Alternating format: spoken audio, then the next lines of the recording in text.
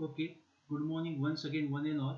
So, as far as the last two lectures are concerned, that is a video lecture number 14 and video lecture number 15. Okay, so in both this lecture, so we started with the problems on viscous damping, right? Okay, so till now almost we have seen or we have solved 8 different types of problems based on the viscous damping. Okay, now in this particular lecture we'll be solving again some different types of problems again on the viscous damping. Okay, so let's start with the next problem, that is the problem number 9. Okay, so now as you can see on the screen, so this is a problem where there is a pulley which is connected to the mass, damper and the springs, right? You can see that this pulley is having a mass moment of inertia IP. Okay, so this pulley is fixed at the center. As far as the problem is concerned, this pulley is fixed at the center. The outer radius is R2, inner radius is R1. Okay, then it is connected horizontally to the spring K1. Then it is connected vertically to the mass M1 and it is connected to the mass M2.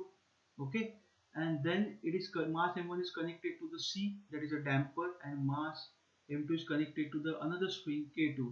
So R1 is 0.1 meter, R2 is 0.3 meter. IP, that is a mass moment of inertia of a pulley, 1.1 kg per meter square.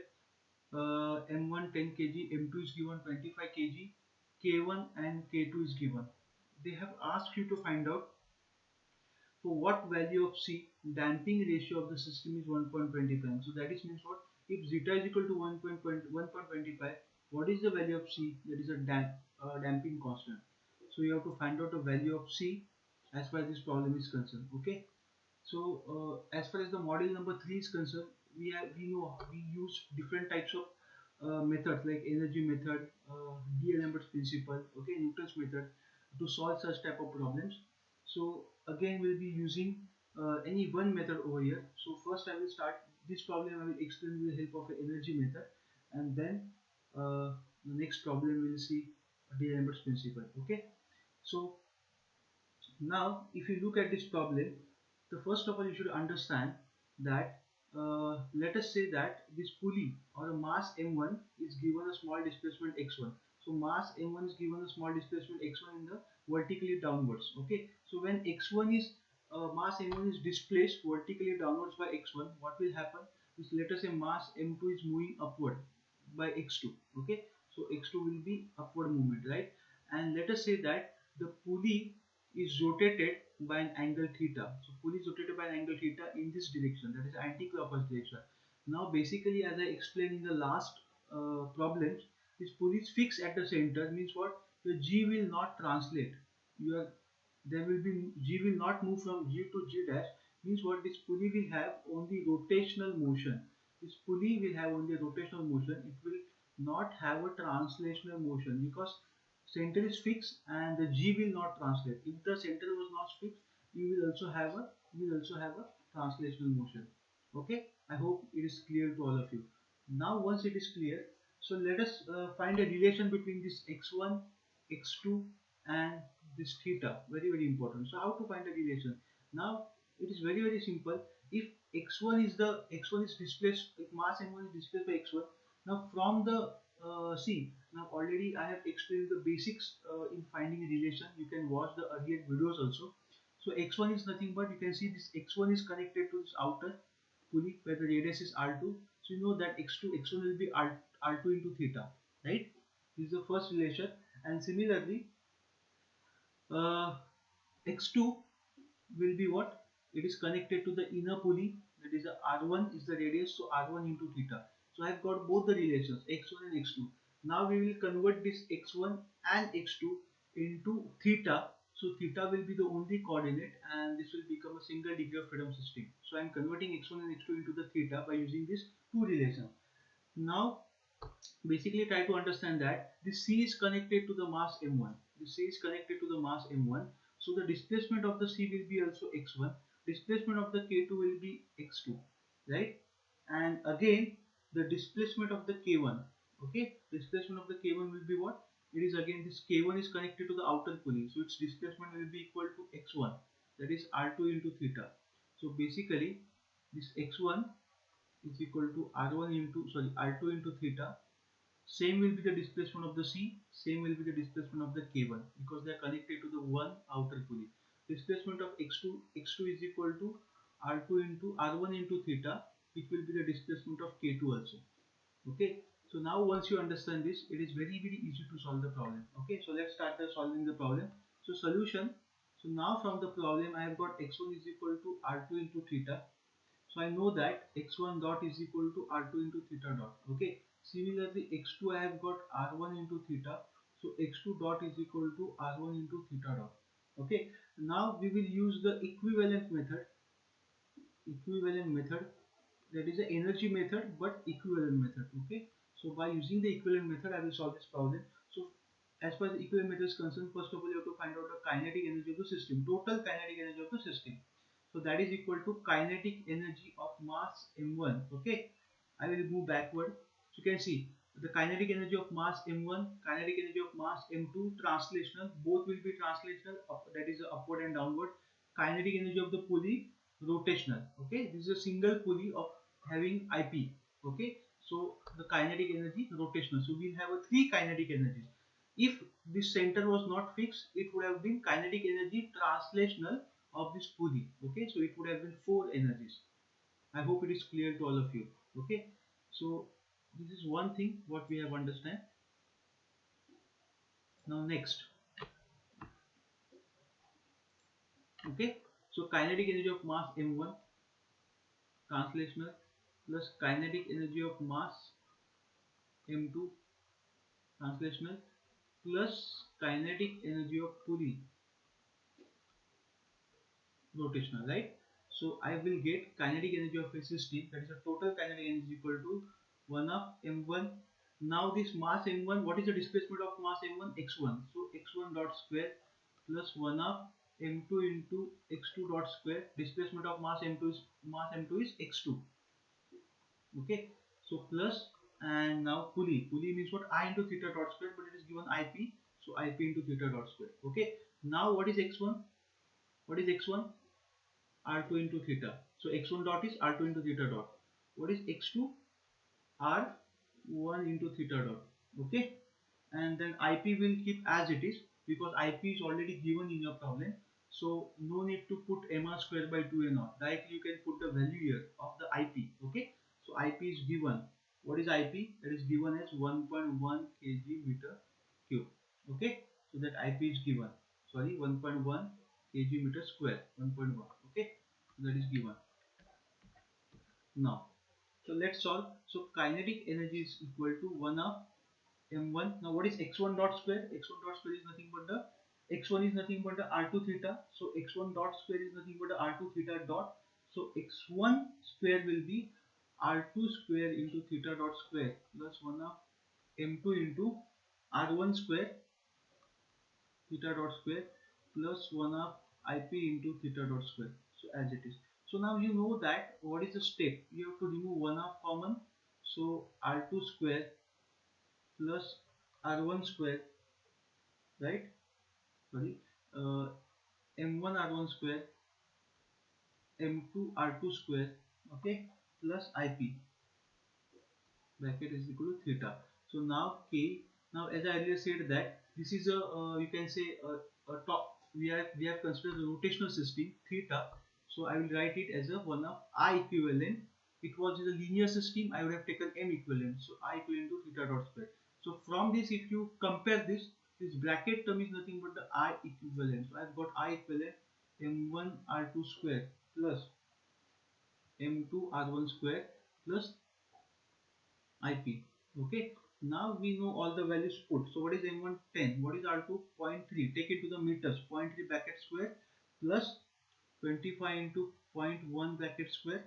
Okay, and plus 1.1. So guys, the first thing you have calculated is I equivalent, that is 2.25 kg meter square. So this I have calculated. So this is nothing but I equivalent. So basically why it is I equivalent? Because it is a combination of all the systems kinetic energy, right? So this is how in such type of problem you should start with and calculate first of all I equivalent. Now once you have calculated I equivalent, what is the next step? It is very easy. Calculate the potential energy of a system. Now potential energy of the system is nothing but a potential energy of spring 1 plus potential energy of spring 2. So one spring and second, because we have a two springs now. So very simple, total potential energy is equal to 1 of k1 x1 square plus 1 of k2 x2 square. Okay, now we know that the displacement x1, displacement of spring k1 is x1 and displacement of spring k2 is x2, as I said in the earlier slide. Okay, so just you have to put here, so 1 up as usual common here. So what is x1? X1 is nothing but a k1 r2 square plus what is x2, k2 into r1 square and theta square as it is common. So now you know that this formula become 1 up into k1, sorry, 1 up into kt equivalent theta square. So from this I will get, if it was an equivalent linear system, I would have taken k equivalent. So kt equivalent is nothing but a k1 r2 square plus k2 r1 square. So put all this. Now we know what is k1. K1 is given 10 raised to 4. 10 raised to 4 into 0.3 bracket square, that is nothing but r2 plus k2 is nothing but a 10 raised to 5 into what is r1. So calculate this, use your calci. So I think I am getting my final answer as, after calculation, kt equivalent I am getting 1900 Newton per meter. Okay, so this is what I am getting.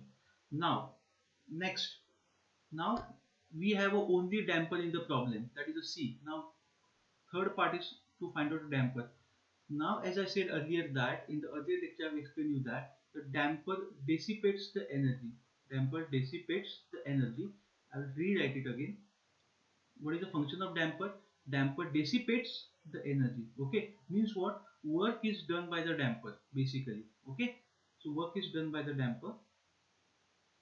So damper, right here, is equal to, it dissipates the energy, right? So since damper dissipates the energy, now basically you understand one thing, that as far as this damper is concerned, okay, damping elements are assumed to have neither inertia nor means to store or release potential energy.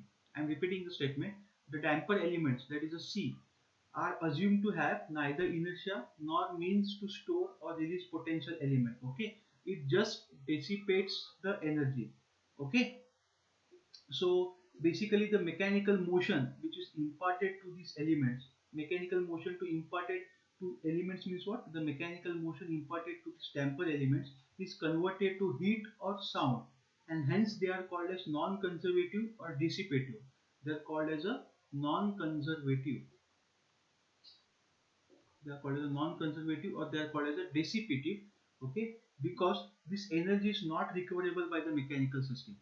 Okay, the energy which is dissipated by the damper, it is not recoverable by any means of mechanical system, and that is why they are called as a non-conservative or they are also called as a dissipative, right?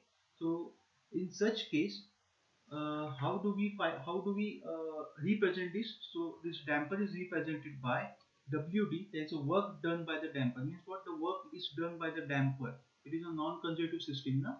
Means what? The energy will not be recovered by any mechanical means. So the work which is done by the damper in dissipating the energy is given by minus integration of C equivalent. Like we have a, what we have? We have a K equivalent, we have a M equivalent, so we will have a CK equivalent. So K equivalent is nothing but the KT equivalent. It is having an I equivalent and C will be CT equivalent. So in this case it will be CT equivalent, but just now I am writing C equivalent into X dot, because damper C is directly, you know that the damping force F is directly proportional to X dot. So F is equal to Cx dot. This I have already explained. So X dot into dx. Okay. So this is how we represented damper. So as far as now this problem is concerned, so I will use the same formula. I hope you have understand this. Okay. So let me write. So now work done by the damper is nothing but a minus integration of, okay, C equivalent X dot into dx. Okay. So now here it is a rotational system now, so I am taking a CT equivalent. Okay. So now what is CT equivalent here? CT equivalent means what? Basically that we have to find out, right? So now here I can write. Now what is basically here X? Now damper, if you see, if I go back just to help you to understand, now this damper C is connected to X1, and what is X1? X1 is nothing but R2 into theta. So displacement of the damper is C, na? Displacement of the damper is x1. So here what I have to take? Here I have to take x1 dot. So it becomes, so that becomes C into, now I will write here C into what is x, what is x1 dot, r2 into theta dot, because x1 is equal to r2 into theta, so x1 dot is equal to r2 into theta dot. Then d as it is, see how I am writing. So basically it is, I want to find out the CT equivalent now. So how to write this? So C as it is, okay, you have to consider C as it is, okay. If you are getting confused, I will just write a C here, okay. So you can write like this also. I will take C into x dot into dx. So C as it is, x dot is nothing but r2 into, and again d, and again you have to replace this x by r2 into theta, okay. So this is how we have to simplify this. Now this will, again I am repeating, C as it is, this is now x1 dot basically, okay, and this is again a dx1 basically, because x is nothing but the x1 in this case. So x1 dot is nothing but the r2 theta dot, and x1 is nothing but the near r2 theta, okay. So now this becomes minus integration of, why minus sign? Because energy is dissipated, okay. So now this becomes C into r2 square theta dot into d theta. So what I have done, I have converted this x system, that is a linear system, into the translator system. So I have put all x here, x1 also, x as a x1, and again x dot as a x dot 1 I have put, because the displacement of the damper is x1. So now I am getting, my basic formula is CT equivalent into theta dot into d theta. This is my basic formula, okay.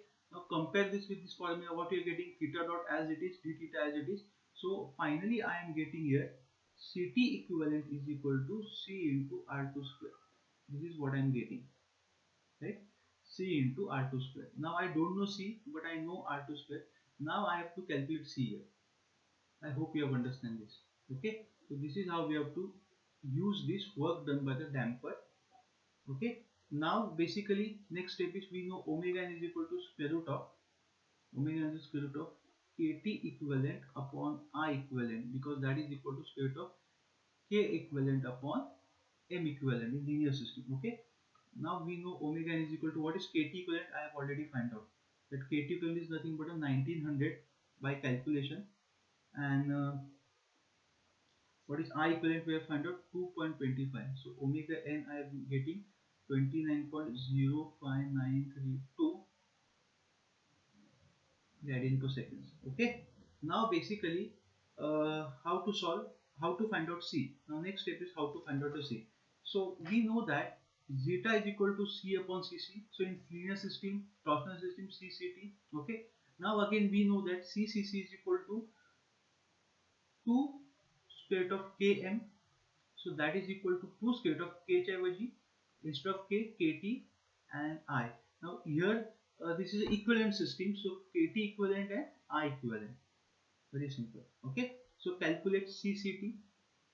So CCT will become CCT 2 into square root of 1900 into 2.25. So you are getting CCT as 130.766, right? So I am getting this CCT. Okay. Now next, once you got CCT, now you know that zeta is equal to CT equivalent upon CCT equivalent, right? C upon CC, in torsional system will write CT equivalent upon CCT equivalent, okay? Now CT equivalent we know, C into R2 square divided by, what is CCT equivalent? 130 upon 766, okay? So now we know zeta is 1 upon 25, that is equal to C, we have to calculate R2 is nothing but a 0.3 bracket square and divided by 130.766. So from this I will get C is equal to, and the C is nothing but the CT. Why it is CT? In a torsional system C is called the CT, that is a damping constant in torsional system. So I am getting 1816.20 Newton meter per radian. That is the unit. Okay. So I hope you have understand this problem. Okay. Here try to remember that I am just using this formula C upon CC. So you can write this as a Ct upon Cct. Just put here equivalent, because here we are considering the combination of the system. Okay. So this is how you have to solve the problems based on the equivalent system and to find out the C based on the viscous damping. I hope it is clear to all of you. Now we will solve one or two problems more, so we will understand better. Okay. Now, again we have one more problem. A heavy door with a door closing system as shown has a moment of inertia of door panel about hinge is 120 kg square. If the stiffness of torsional spring is 25 Newton meter radian, find the most suitable value of the damping coefficient. Now guys, this is you can say the diagram of a door. They have seen that this is a door, and you can see that this is nothing but a torsional Kt is nothing but the torsional stiffness of this door. Let us say the distance from the hinge to this damper is nothing but 100 mm. Okay, and this Kt is given 25 Newton meter per radian. Find the most suitable value of damping coefficient. Now again same problem, you have to find out the value of C. A heavy door with door closing system as shown has a mass moment of inertia of a door panel about hinge. So they have given I is equal to 20 kg meter square. Okay. So let's solve. Now first of all, when this system will vibrate. Okay. So first of all, let us say that let the door is deflected by an angle theta. Let us say that door is deflected in this manner. Door is deflected means what, you are opening the door, you are giving a small angular displacement to the door. Okay. Now since you are giving a small displacement, angular displacement to the door, I will draw a diagram of a displacement diagram. Okay, displaced position. Let us say this was the original position. This was the original position, and let us say this is a displaced position. Okay, so from displaced position I am getting this distance. Okay, now let us say this is theta. Okay, now this problem I will solve by the D'Alembert or Newton method. Okay, so very important, try to understand. Now this is the theta. Okay, now this distance, what is this distance? A. This distance is given A, 100 mm. Okay, let us say that this A is equal to 100 mm, just for confirmation. Okay, now here why is the damping force acting? Let me call this point as a O, and let me call this point as a OA dash, and let me call this point as a OA. Okay, so O and A. Now A is so I have given a small angular displacement theta, so A dash moves to the A dash. Okay, let us say this is theta. Now let us say that this displacement, this total distance is, let us say, x. Okay, this total distance is, let us say, x. So what I mean to say is that the displacement of the damper, when you are giving a small angular displacement theta, this damper is displaced by x. Okay, so now first of all, let us start one by one. Now you know that when let me change the first of all color plane. Okay, now when the displacement is theta in this direction, okay, now there are two torques which are acting on the system, and these two torques are called as a restoring torque. These two torques are called as a restoring torque. What are the two restoring torques acting on the system? First is inertia torque. Now inertia torque will act about this axis opposite to this theta, and inertia torque is given by the I theta double dot. And second torque is nothing but the stiffness torque or torsional stiffness torque, which is also acting opposite to this theta. Means what? Opposite to this theta double dot, acceleration, opposite to the acceleration, because theta and theta double dot and theta dot will be in the same direction. So I theta double dot, and here I have mounted this kt na. So let us say kt into theta is nothing but a stiffness torque which is acting opposite to the theta, right? So these two are nothing but a restoring torque. So I will write here how the first torque is nothing but a stiffness torque. So what is stiffness torque? So stiffness torque is nothing but, torque means what? T na. So kt into theta, unit is Newton. Okay, Newton, the unit of kt, sorry, what is a torque? T is equal to, unit of torque is nothing but a Newton meter. So basically kt is equal to, we'll find out the unit. Kt is equal to what? T upon theta, right? Kt is equal to, because thickness torque is T, so that is equal to Newton meter per radian. Okay, so Newton meter per radian, this is a unit of kt, and multiply by theta. So so multiply by radian. So radian gets cancelled. So unit of torque kt theta is nothing but a Newton meter. Okay, So this is what I find out the unit. So kt into theta. Then next, which is the next torque which is acting? Next torque is acting is nothing but the inertia torque. What is inertia torque? Inertia torque is nothing but a torque which is also a restoring torque acting opposite to the acceleration. So I theta into double dot. Okay. And now very important, the third torque, which is the third torque acting here at this system. So that third torque is nothing but a damping torque, because here we also have a damping force C. Na? So damping force multiplied by distance. Now let us see how does this damping torque will occur. Very important. The third point I am writing here. Now damping torque.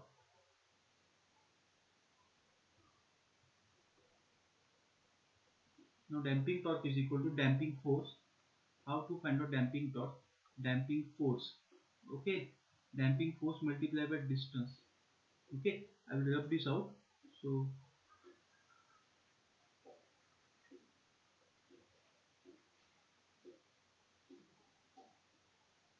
okay. So damping torque is nothing but a damping force multiplied by distance. Now where is the damping force acting? Anybody? Damping force is acting at this A point. So at this A point, this damping force F is acting, right? Now this F is nothing but a damping force which is acting at this point A. Now this F is nothing but a force Newton multiply about this point O, right? What is the distance? A. So now we are getting damping torque as, what is the damping force? F multiply by what is the distance? A. Okay. Now what is damping force? Damping force is nothing but a Cx dot, because F is directly proportional to x dot. So F is equal to Cx, to damping force multiplied by A. Okay. So now basically we know that from this system. Now let us say this is the x. If I draw a triangle, small triangle over here, I consider small triangle. This is the theta. Let us say this is the x. Okay, and this is the a. So what is x? X is nothing but a into theta. Basically remember that it is a into sine theta, but since theta is very small, we are considering sine theta as a theta. So x is equal to a into theta. So I am getting here, what I am getting, x is equal to a into theta. So this x dot will be a into theta dot. So I am getting c into a theta dot into a. So this I am getting c a square theta dot, right? So what is the damping torque? So what is the stiffness torque? Kt. So what is the inertia torque? I theta double dot. And what is the damping torque? Ca square into theta dot. So whenever you are solving the problem by the D'Alembert's principle in this particular model number 4, that is a free damp vibrating system, you have to find out the stiffness torque, inertia torque, because in model number 3 we were dealing with only two restoring torques, kt theta and I theta, but here it is a damp vibratory system now. So the third force, the third torque, that is a damping torque, also comes into the action, and you have to find out in this way, damping force multiplied by distance. And again remember that this damping torque will also act. What is damping torque here? Let us say damping torque is Ca square into theta dot. So it will also act opposite to this displacement. So these three torques are nothing but the restoring torques which are opposing the motion or the displacement or the acceleration theta double dot. So I hope you have understand this, how I have calculated this, right? So now we will apply the D'Alembert's principle. So applying D'Alembert's principle, so write down the statement D'Alembert's principle. Put the summation of inertia of torque. Now basically it is a torque system, so I will write inertia torques plus external torques. External torque means what? The torques which are externally applied, or restoring torques as you can call it as the external torques, is equal to 0. Now what are the inertia torque? Inertia torque is nothing but I theta double dot. What are the external torque? First is a damping torque which is acting opposite to the displacement. So what is damping torque? Ca square into theta dot. What is again external torque? That is a stiffness torque, that is kt into theta. See, this is very easy to solve. Okay. Now basically you can there are two different methods. The first of all, you can differentiate this by differentiating with respect to time t also, or basically there is one more method. Directly you can compare with the standard equation. So I will explain the another method, that is comparing with the, because differentiation method we have solved number of times. So comparing with the equation, what is that equation? I equivalent theta double dot plus this is again equivalence method. You can use equivalence method in the d elements principle also. Ct equivalent theta dot plus kt equivalent theta is equal to 0. I hope you have understand this. So now compare this both the equations. What you will get? You will get I equivalent is equal to what? I. Because there is only I over here, and I we know it is given 20 kg meter square. Okay. So this is nothing but the I equivalent. Now again you compare CT equivalent. So what you are getting by comparing the CT equivalent? So CT equivalent is equal to what you are getting? CA square. Very nice. CA square. Okay. So this I am getting CA square. So I don't know, I know A but I don't know C. And now you compare KT equivalent, again very simple. KT equivalent is KT only here. What is that KT? It is nothing but a 25 Newton meter per radian. Okay. So after comparing with the standard equation, you have got three equations. Okay. So you can go for the differentiation also. Okay. That's your choice. But I have gone by this method. So omega n is equal to now KT equivalent upon I equivalent. Again a very basic formula.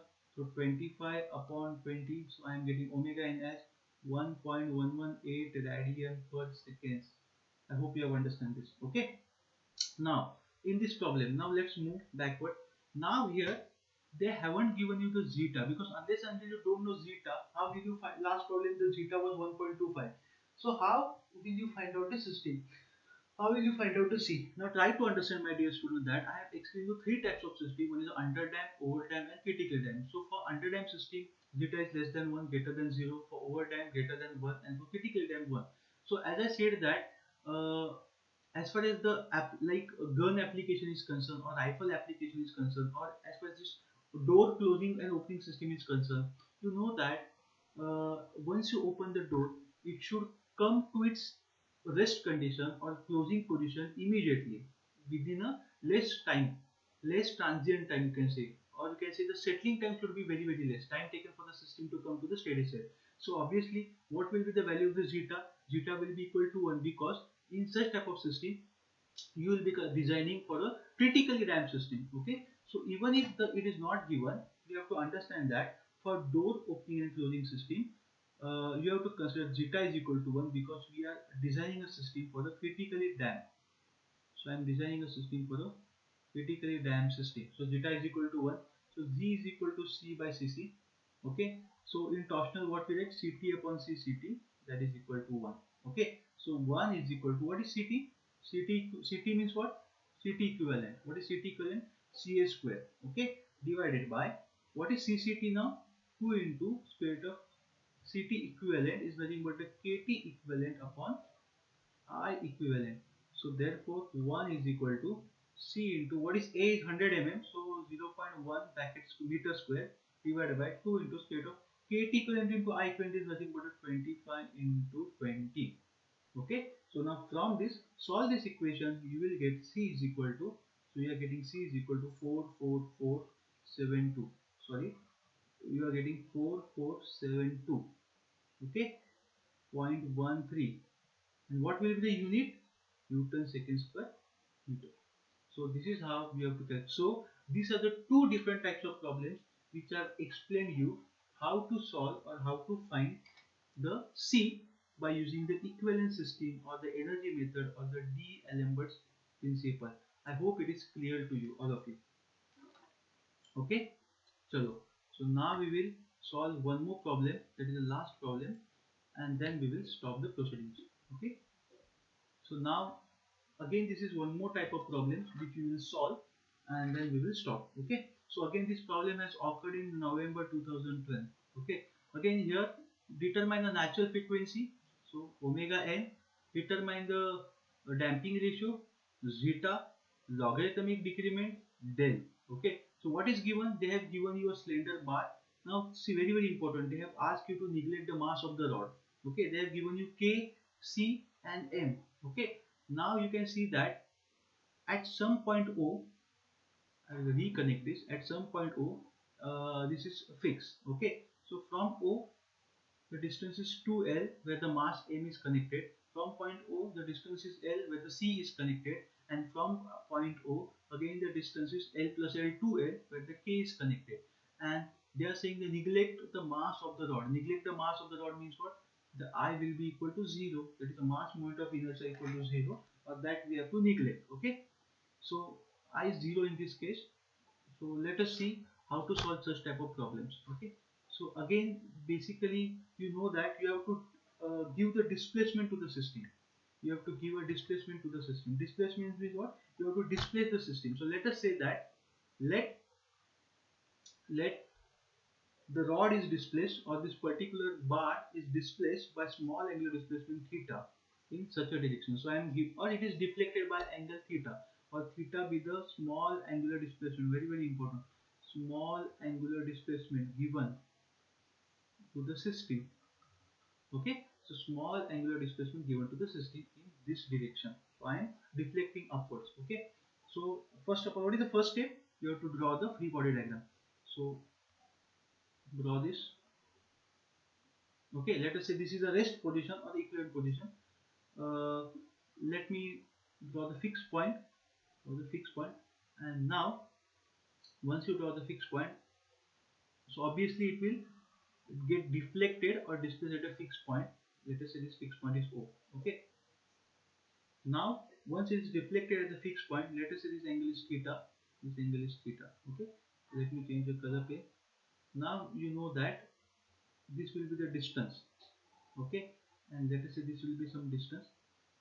Okay, now basically first of all you have to understand that this total length is 2L plus L plus L is, what is the total length? Is 4L. So what is the half of this? 2L. So means what? Where will the CG located here? So CG will be located at this point, O point only, that this total distance is L.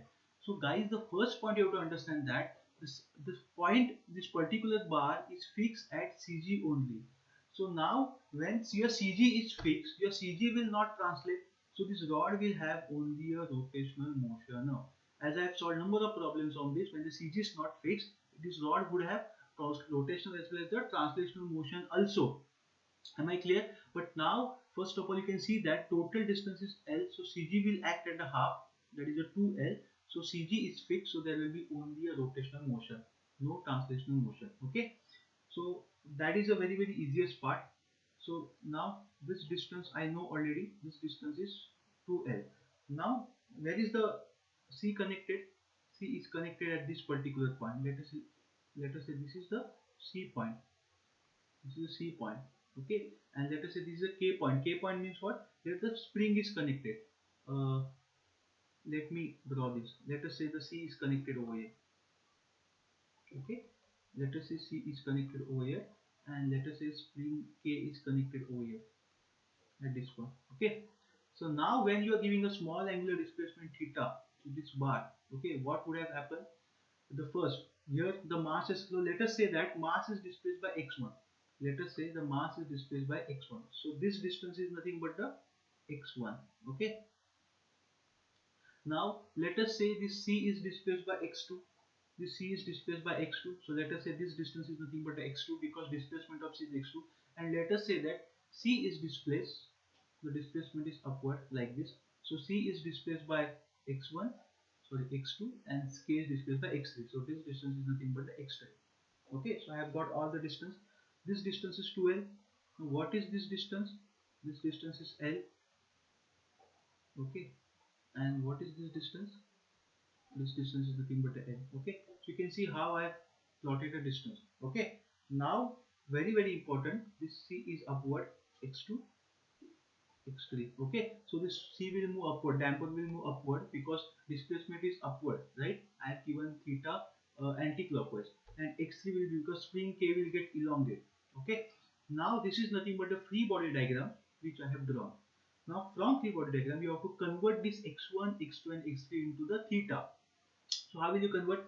Now consider this triangle, right angle triangle. Okay, so in this right angle triangle, this right angle triangle basically, okay, so in this right angle triangle, what is x1? X1 is nothing but a 2L into theta. I hope you have understand this, because you have to consider distance from point O to this point. So x1 is nothing but a 2L into theta. Now we have to consider again, let us consider next triangle. Let us consider this triangle, half triangle from point O. Let me consider this triangle. Okay, so in this triangle, what is x? What is x2? So x2 will be what? This distance is L, na? So L into theta. X2 will be L into theta, right? And now you consider this bigger triangle from this point to this point up to this point. So total distance is what? L plus L is 2L. Okay, so x3 will be what? X3 will be what? 2L into theta. Okay, so in this way I have got x1, x2 and x3. Now there is no displacement of the CG also, so no need to go for that particular part. Is it clear? Okay, now once I got x3, once I got x1, once I got x2, now what is the next step? You have to use the equivalence method. So use the equivalence method. Now before I go for the equivalence method, first of all try to understand that where are the forces acting, okay? So let us say this was the rest position, okay? If this was the rest position, okay, now this was the point, fixed point O, where the theta was acting, okay? So now let us say that here somewhere at this particular point there was a damping force. What was the damping force? It is nothing but a Cx dot, and here at this particular point there was a spring force F is equal to pi. Okay, why I am showing you this? So if you want to solve this now this problem I will solve by the energy method, but if you want to solve this particular problem by a D'Alembert's principle, so what would be the free body diagram? So the free body diagram for the energy method was this. Okay, this is how we have to draw the free body diagram for the energy method. For D'Alembert's principle, this is what. Okay, so displacement theta was anti-clockwise. So what would have been acting? I theta is the restoring torque, I theta double dot opposite to this theta, and then F is equal to Cx dot and F is equal to K into Y. Let us say this. So this distance, let us say L, and this distance is 2L. From this point to this point 2L, this point L, and this point L. Okay, so F into Ky is nothing but a stiffness force multiplied by distance, and Cx dot is nothing but a damping force multiplied by distance. Distance means what? From this point to this point, it is a L. So from this you can also solve this problem by the D'Alembert's principle. Okay, so you can try it at your own. Okay, so now let me start with the energy method. So kinetic energy of a system is nothing but the kinetic energy of a mass m translational. Now which mass m? Guys, try to understand. Here, kinetic energy of this mass m translational plus kinetic energy of this slender bar rotational. Not only rotational, no translational. Okay, so kinetic energy of mass m translational plus kinetic energy of slender bar rotational. Okay, so what is the displacement of mass m1? 1 of m into x1 dot square. X1, instead of x1 you will add x1, and what is this? 1 of I into theta dot square, right? So what is x1? 1 of m into, what is x1? 2l theta dot bracket square plus 1 of I into theta dot bracket square. Okay, so that is equal to 1 of 4 ml square plus I, what is the constant? Theta dot square. Okay, so what is this? This is nothing but a 1 half into I equivalent theta dot square. Now guys, compare both the statement. So what is I equivalent? So you are getting I equivalent is equal to 4 ml square plus I. But now in the problem they have said that neglect the I. Means what? Neglect the mass of the rod. So what is I? I is 0. So if they are saying neglect the mass of the rod, so I would be equal to 0. If in your particular problem the condition was not given that neglect the I, so basically what would have been the answer? 4 ml square plus what is I? Mass moment of inertia of a slender bar, ml square by 2L. So now cross multiply this. 12 4 ml square, 12 into 4 ml square, 48 plus that is 49 ml square upon 12. That would have been your answer. This would have been your answer if the condition was not given neglect the I. But in this particular problem they have given you neglect the I. So remember this, okay? This is very very important. So now in this particular problem, my answer will be I equivalent is equal to 4 ml square plus I, but I is equal to 0. So my answer is 4 ml square. Otherwise, I will be equal to ml square by 12. Okay? Is it clear? This is very very important. Huh? This is very very important. I have taken I is equal to 0 because they have given the condition. Otherwise, I is equal to 4 ml square plus, sorry, ml square by 12 you have to put. And now potential energy of a system. Now potential energy of a system is very very simple. There is only spring here. Potential energy of a spring 1. So that is equal to 1 of k into what is the displacement of the spring? X3 square. Okay. And what is X3? 1 of k into 2L theta bracket square. So that is equal to 1 of, what is k? 4 kl square into theta square. That is equal to 1 of kt equivalent into theta square. Now what is kt equivalent? 4 kl square. I hope it is clear to all of you. So these problems are very very easy to solve. So kt equivalent is equal to 4 kl square. Okay. Now guys, third part. What is the third part? Now third part is omega, sorry, work done by the damper. Work done by the damper. So how do you find out work done by the minus integration of Cx? Now what is Cx2 dot into dx2?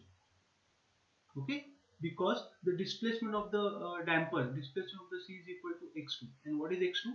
So put here minus Cx2. So what is x2 dot? X2 is nothing but the L into theta. So x2 dot is equal to L into theta dot into d. What is x2? L into theta. Okay, so now I am getting minus integration of Cl square theta dot into d theta. So that is equal to minus integration of Ct equivalent theta dot into d theta. So what is Ct equivalent? Cl square. Okay, so I am getting Ct equivalent is equal to Cl square.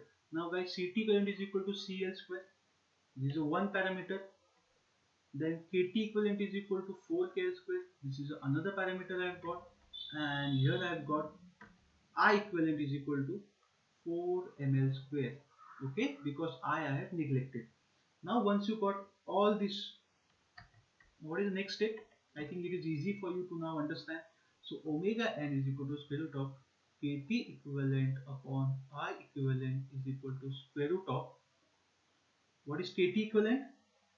4 kl square. What is I equivalent? 4 ml square. So L square gets cancelled, 4 gets cancelled. So bhai, you are getting a basic formula, K upon N, radian per seconds. Okay, we will put the magnitudes afterwards because we know. Okay, so now what is K? K is given. What is K given? I think K is given na, in your problem. So K is 100 Newton per centimeter. K they are given 100 Newton per centimeter, right? I hope you understand this. So K they have given 100 Newton per centimeter. So K is equal to 100 Newton per centimeter. So you have to convert this into the Newton per meter, right? So converting into Newton per meter, 10 raised to minus 2. So that will become 10 raised to plus 2. So 100 into 10 raised to 2 is 100. So that will become 10,000, right? So that is equal to 10,000 Newton per meter. So I am getting omega n is equal to square root of 10,000 divided by what is meter? 50. So what I am getting answer, sorry, what is mass? 50 kg. They have given. So my answer is 14.14 radian per second. So once I got omega n, now what is the next step, guys? It is very very easy to find out. Now you know that C is equal to C upon Cc. It is equal to Ct upon Cct. That is equal to Ct equivalent upon Cct equivalent. Okay. Now, first of all, let us find first of all Ct equivalent. Okay. Now, what is C? Okay, I will directly solve this. So zeta is equal to, now zeta is equal to, what is Ct equivalent? Ct equivalent is nothing but the Cl square. Cl square, right? Cl square. It is given, na? C. I have solved. Ct equivalent, yeah, Cl square. Now, what is Cct equivalent? Cct equivalent is nothing but a square root of Kt equivalent into I equivalent. Now, guys, that will become Cl square upon 2 into square root of, what is Kt equivalent? K equivalent and I equivalent. It is nothing but a 4 ml square plus sorry into 4 kl square.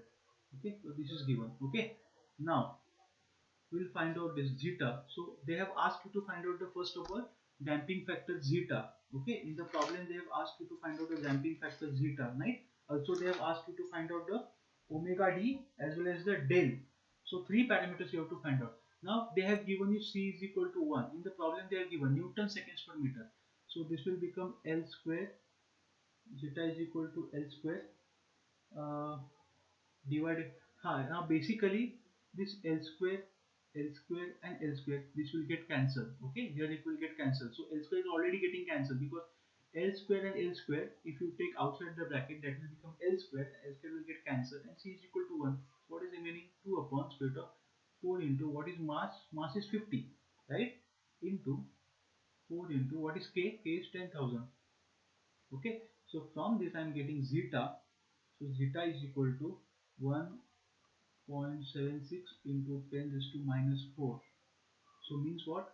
This is it is less than 1 and greater than 0. So system is under damped system and the nature of the response will be oscillatory. You have to write down this, guys.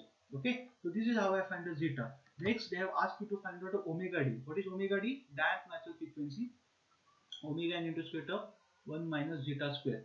Okay, now so omega d is equal to 14.14 into square root of 1 minus 1.76 into 10 is to minus 4 bracket square. So solve this, you are getting omega d is equal to again 14.13 radians per second. So it is very close to omega n, but it is less than omega n. It is very important. Okay, now once you got omega d, okay, once you got zeta, so you can easily find out del.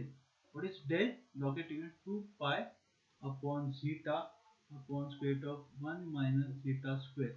So you know what is zeta, so your answer is 2.21 into 10 is to minus 3. Okay, so this is nothing but your del. Okay, and if you want to find, you can also find Fn is equal to, what is Fn? Omega n upon 2 pi. You know what is omega n, so you are getting 2.25 hertz. And you can also find Fd, that is equal to omega d upon 2 pi, and that you are getting 2.24 hertz. Very close. Okay, so this is how we have to solve the problem. So I have explained three problems based on the equivalence method and how to solve the problems on the viscous damping and find out the C by using a equivalence method or find out the logarithmic decrement also. Okay, so in the next problem, next lecture we will understand the next type, that is a Coulomb's damping. Okay, so here I declare that the viscous damping is over. So thank you so much. We will meet into the next lecture.